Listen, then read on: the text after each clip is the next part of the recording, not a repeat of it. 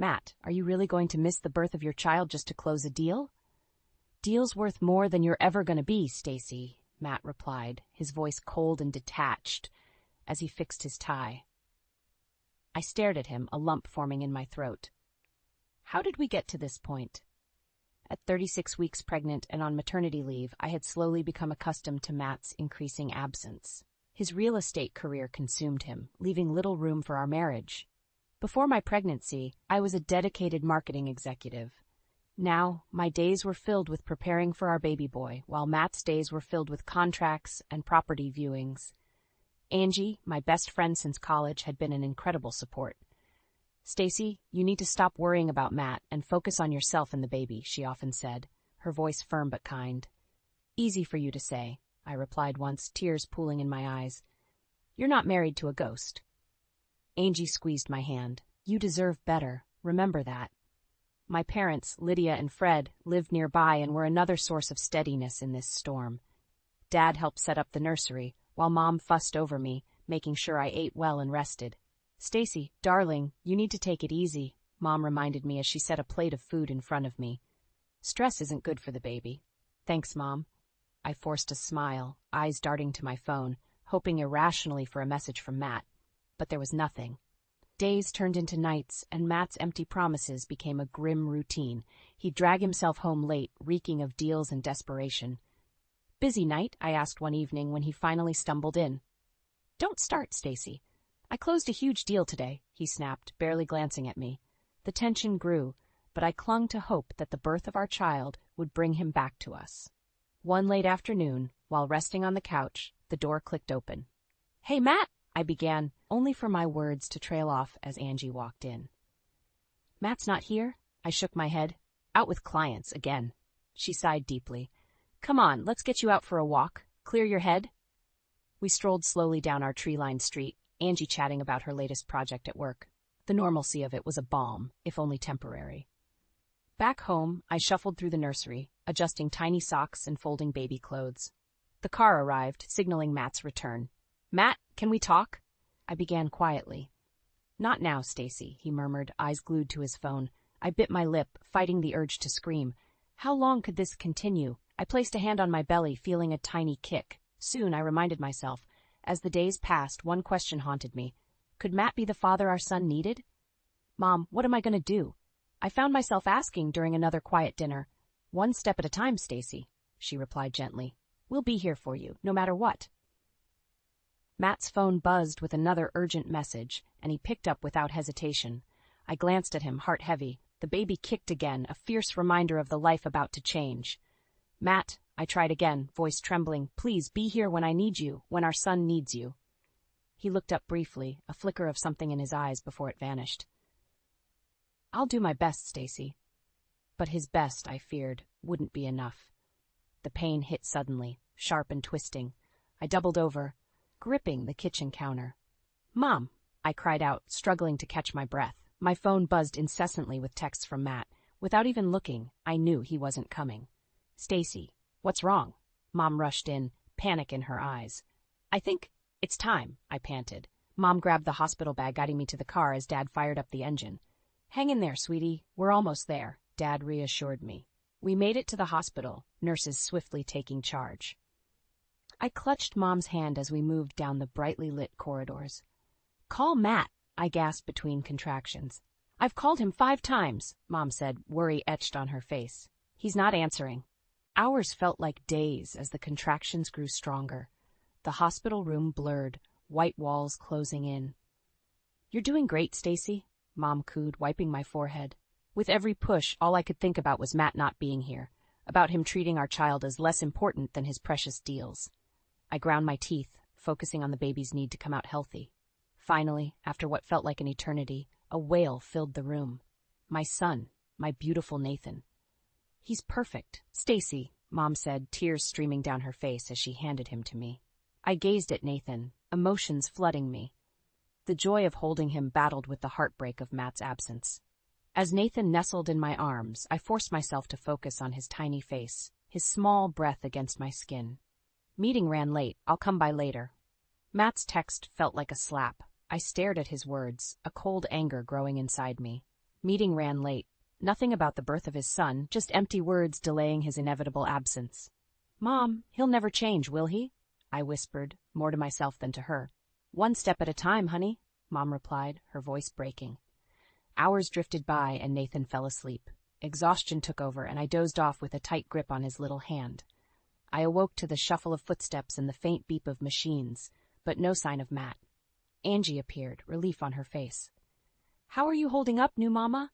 Look at him, Angie." I said, my voice fragile. "He's so beautiful." Angie leaned in to see Nathan, her expression softening. "He's perfect, Stacy. I'm sorry Matt's not here. You deserved better." Angie's words mirrored my own thoughts. Could I keep on hoping when it was clear Matt was never going to come through for us? Evening came, still no Matt. Nurses looked at me with kind pity, as did other new mothers with their partners by their sides. "Stacy, it's been a long day," Mom said gently. "Rest up. We'll take care of things." Nodding, I lay back, Nathan sleeping in his crib beside me. As fatigue pulled me under, one thing was painfully clear. Matt might never prioritize us. But as I glanced at Nathan, I knew I had to find a way forward. For him. For both of us. The hospital room door creaked open, and there stood Matt, looking at his phone instead of us. I glanced up from Nathan, my heart heavy with disappointment. "Finally decided to show up?" I said, unable to mask the bitterness in my voice. "Yeah, got here as soon as I could," he murmured, eyes still glued to his screen. "You missed our son's birth, Matt," I said softly, anger simmering just beneath the surface. He looked up briefly, barely glancing at Nathan before his gaze shifted back to his phone. "I had important clients, Stacy. It's not like you were alone. Your parents were here." I shook my head, disbelief all over my face. "He's your son. Doesn't that matter to you?" Matt sighed, slipping his phone into his pocket and finally stepping closer. He peered at Nathan, then back at me. "I'm here now, aren't I?" I didn't have the energy to argue. "Just hold him," I said, handing Nathan over. Matt held Nathan awkwardly, like he was a foreign object. His disconnect was palpable. "We need to talk, Matt," I began, watching him closely. "About us. About what's been happening." "Now? In the hospital?" He scoffed, eyebrow raised. "Yes, now. This can't wait," I insisted. "Our family can't wait." He handed Nathan back, turning towards the window. "What do you want me to say, Stacy? I'm trying to provide for us, to give us a good life." "A good life?" I echoed, incredulous. "A good life where you're never home? Where you miss the birth of your own child because of a meeting?" "You knew what you were marrying into," he snapped, finally locking eyes with me. "I told you my career was demanding." "But I didn't sign up for this neglect," I countered, keeping my voice steady. "You were different before. Where did that man go? People change, Stacy. This is who I am now. Deal with it." Tears burned at the edges of my eyes, but I refused to let them fall. "What about Nathan? What kind of father will you be to him?" "I'll provide for him. Isn't that what matters?" he said coldly. Mom re-entered the room, sensing the tension. "Everything okay here?" "Fine, Mom," I replied, forcing a smile. "Just talking." Matt pulled out his phone again, an unmistakable signal that the conversation was over for him. "I have to head back to the office. I'll check in later." And just like that, he was gone.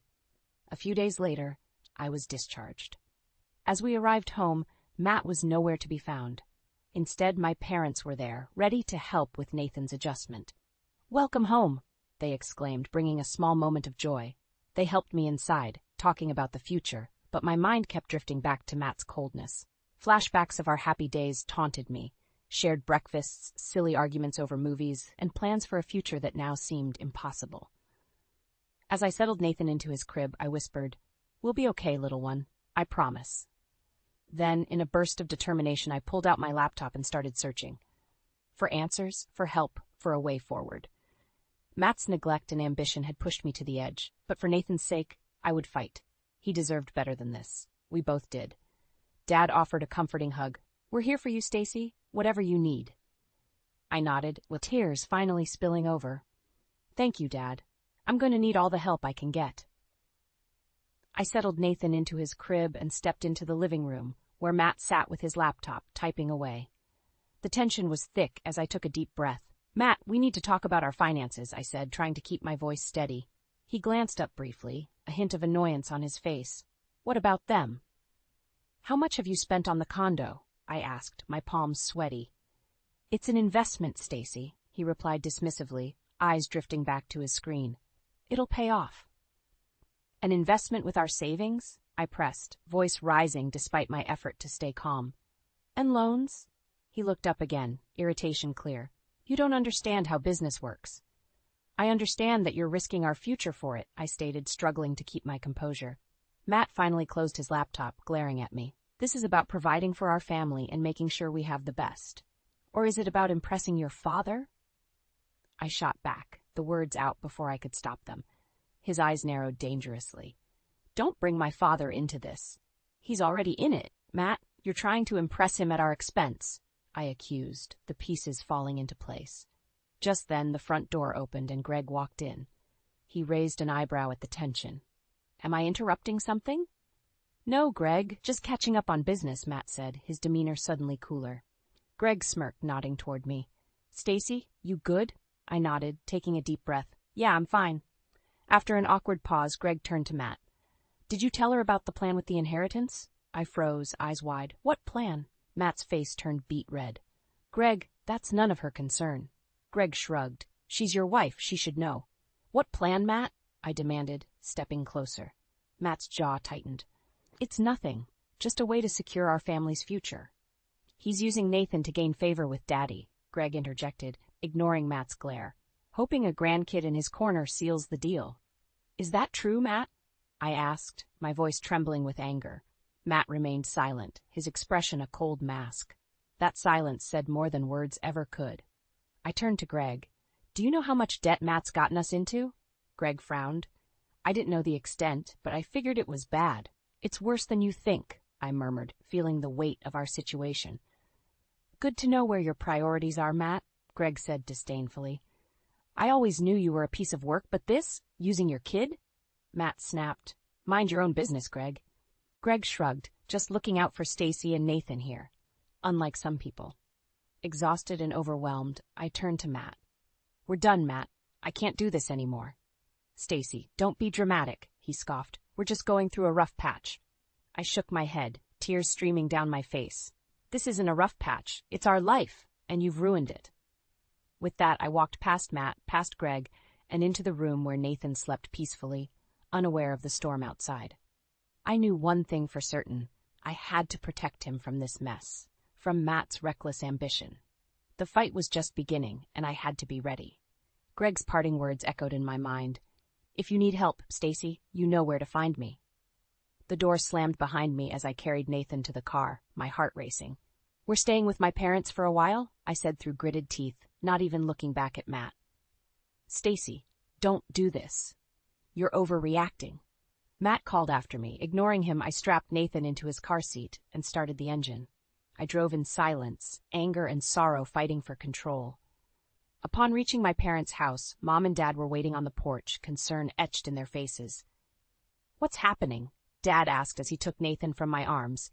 Matt, he's ruining our lives with his schemes, I said, barely holding back tears. Inside, Mom offered me a hot tea while Dad rocked Nathan gently. Tell us everything, Mom urged. Between sips of tea, I recounted the details, the debt, the condo, Matt's twisted plan. Their expressions darkened with every word. He has the nerve to use Nathan as a pawn, Dad growled, his protective instincts kicking in. We'll sort this out. Later that evening, while Nathan napped, my phone buzzed. It was a message from Matt. We need to talk. Come home. I shook my head, knowing a meeting would only end in more frustration. Instead, I opened my laptop and began searching for legal advice. A fighting spirit gripped me. I couldn't let Matt ruin our lives. Days turned into a week. My parents helped with Nathan, providing a stable environment I sorely needed. Meanwhile, I met with several lawyers, finally retaining a fierce one who assured me I'd have a fighting chance. A knock on my parents' door startled me one evening. I opened it to find Matt standing there, an unfamiliar coldness in his eyes. Stacy, enough of this game. Come home, he demanded. This isn't a game, Matt. You've jeopardized our future, I replied, standing firm. You're making a big mistake, he sneered. Make this easy and come back. I crossed my arms, blocking the door. I won't let you drag Nathan and me down with you. Fine, he spat, tossing an envelope at me. Divorce papers. You're holding me back anyway. I stared at the envelope, shock rendering me speechless. Matt turned and walked away without another word. Mom came to stand beside me, her presence grounding me. What did he want? He's divorcing me, I whispered, the weight of the words crushing. Mom hugged me tight. We'll get through this, Stacy, together. Returning inside, I flipped through the papers. Anger welled up. Matt had not only left me, but he had also outlined visitation rights and property divisions that favored him outrageously. No way would I let him get away with this. Days later, I learned from mutual friends in whispered conversations that Matt had moved in with a wealthy client, Celeste. The betrayal added fuel to my fire. Mom, Dad, I'm fighting back. I'm not letting Matt walk over me, I declared one morning. Good for you, Dad said, pride in his voice. Angie also stepped up, offering support. You've got this, Stacy. Nathan deserves better, and so do you. Preparations began in earnest. My lawyer gathered evidence of Matt's neglect and financial recklessness. Greg's surprising support came as an unexpected boon. He hated Matt's tactics as much as I did. One evening, Greg said, Stacy, if you need anything, count on me. Matt's dug his own grave, and I'll help you cover him up. Nathan cooed in his crib while I fed him, my resolve strengthening. We're going to be okay, Nathan. I'll make sure of it. Despite Matt's attempts to drag us down, I felt a growing sense of purpose. The courtroom confrontation was coming, and I knew I had to be ready. For Nathan. For our future. For justice. Courtrooms always felt cold, no matter the season. Sitting beside my lawyer, Mrs. Hayes, the tension in the air thickened. Matt sat across from us with his attorney, looking smug as ever. Your Honor, Mrs. Hayes began, her voice strong and clear, we present evidence of Mr. Miller's financial recklessness and neglectful behavior towards his family. My heart pounded as she laid out documents showing Matt's misuse of our savings and the loans he'd taken without my knowledge. Pictures of unfinished nursery projects and messages ignored while I was in labor flashed on the screen. Matt's attorney, Mr. Collins, tried to counter. These are measures Mr. Miller took to ensure financial stability. His investment in the condo is for the family's benefit. Mrs. Hayes didn't miss a beat. That so-called investment jeopardizes their future. More importantly, Mr. Miller's neglect cannot be justified. She turned towards me, offering a reassuring nod. Stacy, could you explain how Mr. Miller's actions have impacted your life and the life of your son? I stood, my legs slightly trembling but my voice steady. Matt has been absent, physically and emotionally. He missed our son's birth because he was at a meeting. He took our savings and put us in debt for a condo to impress clients and gain his father's approval. And now he's living with another woman, showing zero regard for our family. Matt fidgeted, clearly uncomfortable with the spotlight on his failures. A few days later, while preparing for another round in court, a knock on my door revealed Greg. I have something that might help, he said, handing over a folder. I opened it to find emails and text messages, proof of Matt's deceit and manipulation. That deal with Celeste, the financial strain, it's all here, Greg said. Use it. The next day in court, Mrs. Hayes presented Greg's evidence. Your Honor, these documents show Mr. Miller's manipulation of his own wife and his financial recklessness. Matt's face drained of color as every dirty detail was laid bare before the judge. As court recessed, I overheard Matt arguing with Celeste on a phone call. I did this for us. You knew what this was. He barked, but the line went dead. Celeste had hung up on him. His relationship with her crumbling was a small but satisfying vindication. Back in session, Matt was forced to admit his failings under cross-examination. His facade was crumbling, and the courtroom could see it. Finally, the judge spoke, her voice firm and decisive. Given the evidence presented, it is clear that Mr. Miller's actions were detrimental to the family's welfare. Full custody of Nathan Miller is awarded to Stacy Miller. Mr. Miller is required to sell the condo to settle debts and provide appropriate financial support to Stacy Miller and their son. A weight lifted off my shoulders. Relief washed over me as I hugged Mrs. Hayes, tears of gratitude streaming down my face. Matt looked utterly defeated, his once certain arrogance replaced by a grim realization of his downfall. Walking out of the courtroom, I felt a new strength within me. I clutched Nathan close, knowing the fight had been worth it. Stacy, you did it, Mom said, embracing me outside the courthouse. We did it, I corrected, looking at my family and friends who stood by me. Greg approached with a small smile. Told you could count on me. Thank you, Greg, I said sincerely. As the crowd thinned, Angie squeezed my hand. What's next, Stacy? I looked at Nathan, then back at her. We start fresh, build a new life, one step at a time. We walked away from the courthouse, the future suddenly filled with possibilities. For Nathan. For me. For a new beginning without Matt's shadow looming over us. It was time to rebuild, stronger and wiser, ready to face whatever came next. Sitting in the courtroom once more was nerve-wracking, but I held my head high. This was the final showdown. Matt sat across from me, eyes cold and resentful. His facade of control was slipping, and everyone could see it. The judge's gavel came down, calling the court to order.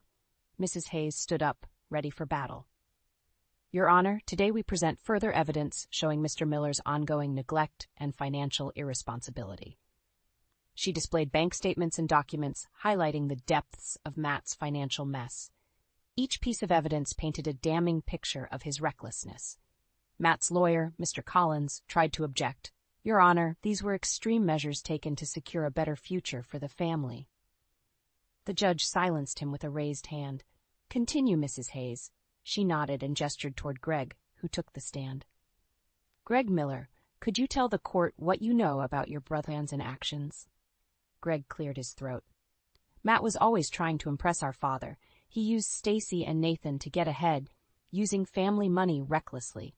He even tried manipulating Celeste, but that backfired. I watched Matt squirm, trying to maintain his composure, but failing. Mrs. Hayes pressed on. And what did you do when you discovered this? I gave Stacy the evidence to show how deceitful and irresponsible Matt has been, Greg answered. Matt shot Greg a venomous look. You've always been jealous. This is all about making me look bad. Greg's face remained impassive. No, Matt. This is about doing what's right. The judge leaned forward, her expression stern. Mr. Naff Miller, it's evident from the testimonies and evidence that your actions have been detrimental to your family. Stacy has shown great resilience, and it's clear she prioritizes Nathan's well-being. Therefore, I will uphold my previous ruling. Full custody remains with Stacy, and you will comply with all financial obligations. I exhaled, relief washing over me. Matt looked shattered as the realization of his defeat set in. As we exited the courtroom, he approached me one last time. Stacy, you don't have to do this. We can work something out. I shook my head firmly. You had your chances, Matt. This is what's best for Nathan. His eyes narrowed, revealing his vile nature once more. You'll regret this. I met his gaze head on. No, Matt. You're the one who'll regret losing us. Outside the courthouse, Angie met me with a tight hug. It's finally over. Yes, it is, I said, feeling a sense of peace for the first time in months. Mom and Dad joined us, their pride evident. We knew you could do it, Dad said, his voice filled with emotion. Greg approached, an awkward smile on his face. I'm just glad I could help. You did more than that, Greg, I said, giving him a grateful hug. Thank you. He nodded, stepping back to let me have my moment with Nathan. Holding my son close, I whispered, We did it, little one. We're free. As the days passed, Matt's financial situation worsened. He was forced to sell the condo, and his relationship with Celeste dissolved entirely. His professional reputation crumbled, and he was left grappling with the mess he'd created. Meanwhile, I focused on the future. With the legal battles behind us, I began to rebuild our lives. I returned to work in marketing, finding joy in my career once more. Nathan thrived in the loving environment my parents, friends, and I provided. One night, as Nathan slept peacefully, I glanced around our cozy home, feeling a wave of gratitude. The journey had been rough, but we emerged stronger. Karma had served its due course, and now it was time to embrace the new horizons ahead. I promised myself and Nathan that we'd face whatever came next with courage, resilience, and hope. The storm had passed, and we were ready to bask in the sunlight of new beginnings. Balancing work and motherhood proved challenging, yet rewarding. Every morning started with Nathan's cheerful giggles, a sound that fueled my day. I'd drop him off at Mom and Dad's, knowing he was in good hands, before heading to the office. Morning, Stacy, Angie said, greeting me with a warm smile as I walked in. Morning. Ready for the big presentation? I asked, feeling the familiar rush of excitement. Absolutely. Let's knock it out of the park, she replied, sharing my enthusiasm. Work offered a much-needed sense of normalcy and purpose. I threw myself into projects determined to showcase my skills and rebuild my career. My team rallied around me, respecting the balance I struck between being a professional and a mother. Back at home, evenings were filled with laughter and warmth. Nathan took his first steps, and I celebrated every milestone with my parents. Life started feeling like a new kind of normal. One evening, while feeding Nathan, my phone buzzed. A text from Greg. "Can we meet? Need to discuss something important." Curious but cautious, I agreed. We met at a local cafe where Greg's expression was serious. "Stacy, there's something you need to know," he began, his tone grave. "Matt's been trying to undermine you at the office, spreading lies to our father, hoping to turn him against you." My heart clenched. "Why won't he just leave us alone?" "Because he can't stand losing," Greg replied. "But listen, I've got an idea. There's still money involved from Dad's business, and I want to make sure Matt doesn't get his hands on it." I nodded, desperate to protect Nathan's future. "What do you need from me?" "Just your support. Together, we can redirect Dad's investments to benefit Nathan." "It's what he would have wanted," Greg explained. "It was risky, but I trusted Greg. All right, let's do this." Over the next few weeks, Greg and I worked tirelessly to secure the investments. We presented our case to his father, backed by evidence of Matt's manipulations. The old man listened, eventually agreeing to our plan. Matt's downfall continued. His schemes backfired, and he was left to grapple with the repercussions. Meanwhile, Greg and I ensured that Nathan's future was secure. One day, while playing with Nathan at the park, I felt a deep sense of peace. Angie joined us, watching Nathan toddle around with a grin on her face. "How's it feel to finally have everything sorted?" she asked. "Honestly, it's freeing," I responded, watching my son's joyful expression. "I didn't think we'd get here." Angie patted my shoulder. "You're stronger than you ever knew." As the days passed, Matt's presence in our lives faded. He struggled to find stability, his once promising career in shambles. Karma had come full circle, and he was forced to face the consequences of his actions. Meanwhile, I thrived. My career flourished, and Nathan grew up in a loving, supportive environment. We weren't just surviving, we were thriving, building a future full of hope and promise. In a final gesture of gratitude, I decided to help Greg. His loyalty and support had been invaluable. Redirecting some of the investments to aid his startup, I ensured that Matt's former schemes benefited someone who truly deserved it. One evening, as the sun set, I sat on the porch with Nathan in my lap, feeling a deep sense of contentment. I had fought hard, and it had paid off. The future looked bright, and I was ready for whatever came next. Looking at the horizon, I whispered, "We've come a long way, little one. This is just the beginning." Nathan giggled, and I smiled, filled with hope and confidence. We were ready to embrace our new horizons together, stronger than ever.